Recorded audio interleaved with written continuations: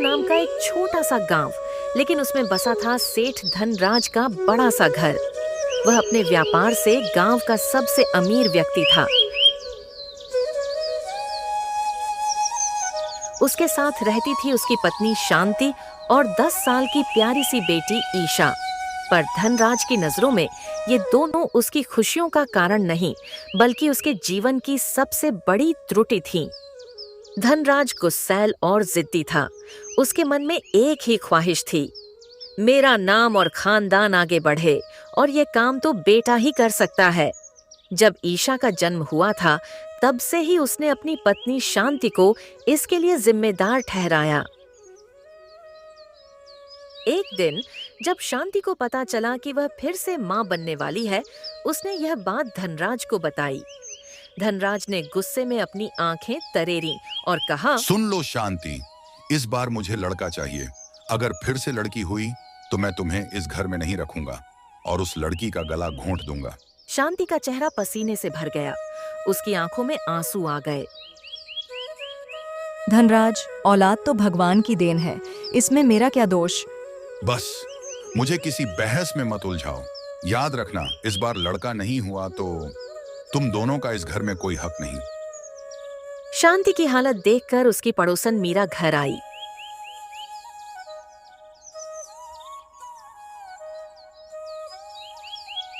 शांति बहन, तू इतनी परेशान क्यों है? शांति ने सारी बात बता दी। मीरा ने सांत्वना देते हुए कहा,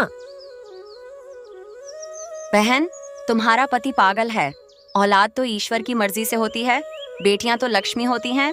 शांति ने बस सिर झुका लिया, लेकिन वह जानती थी अगर लड़की हुई तो धनराज उसे माफ नहीं करेगा।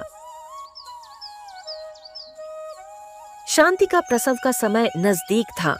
उसने धनराज से कहा, माँ की तबीयत ठीक नहीं है, मुझे मायके जाना होगा। धनराज को कोई फर्क नहीं पड़ा। उसने केवल एक ही बात कही, सुन लो, अगर लड़का हुआ तो वापस आना, लड़की हुई तो इस घर का दरवाजा बंद रहेगा।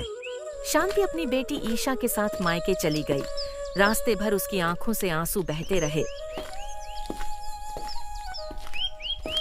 माँ, पिताजी इतना गुस्सा क्यों करते हैं? क्या बेटियां खराब होती हैं? शांति ने कुछ नहीं कहा। उसने ईश्वर से प्रार्थना की, भगवान इस बार लड़का दे दो। शांति के मायके पहुंचते ही उसका भाई मुकेश चिंतित हो गया। दीदी, जीजाजी इतने कठोर क्यों हैं? क्या उन्हें नहीं पता कि बेटी भी उतनी ही अनमोल होती है? शांति ने सारी बात बताई। मुकेश ने सोचा, मैं जीजाजी को सबक सिखाऊंगा। कुछ दिन बाद जब धनराज घर में अकेला था, तब एक बूढ़ा बाबा उसके दरवाजे पर आया।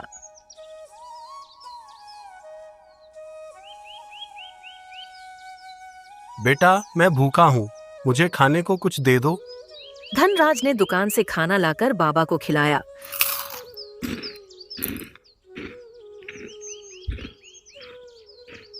बेटा, तुम्हारे घर लक्ष्मी आने वाली है। तुम्हारी बेटी के जन्म के बाद तुम्हारा भाग्य बदल जाएगा।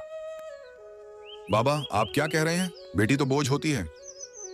नहीं बेटा, हर इंसान अपना नसीब साथ लेकर आता है। तुम्हारी बेटी तुम्हारे घर धन और समृद्धि लाएगी। याद रखना, अगर उसकी आंखों में कभी आंसू आए तो सब बर्बाद हो जाएगा। धनराज को अपनी गलती का एहसास हुआ। वह तुरंत शांति को वापस लेने चला गया। शांति, मुझे माफ कर दो। मुझे अब समझ आ गया है कि लड़का लड़की में फर्क करना गलत है। कुछ ही समय बाद शांति ने एक सुंदर बेटी को जन्म दिया, जिसका नाम रखा गया नैना। नैना के जन्म के बाद धनराज का कारोबार फलने फूलने लगा। वह पहले से भी ज्यादा अमीर हो गया।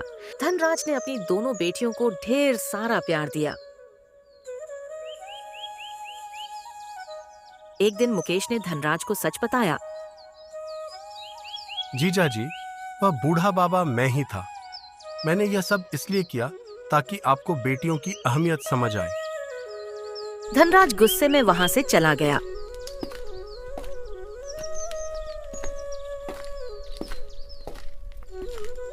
समय बीता। नैना की शादी के बाद धनराज का व्यापार ठप हो गया। वह कर्ज में डूब गया। जब ईशा और नैना को यह बात पता चली तो वे तुरंत अपने पिता के पास आईं।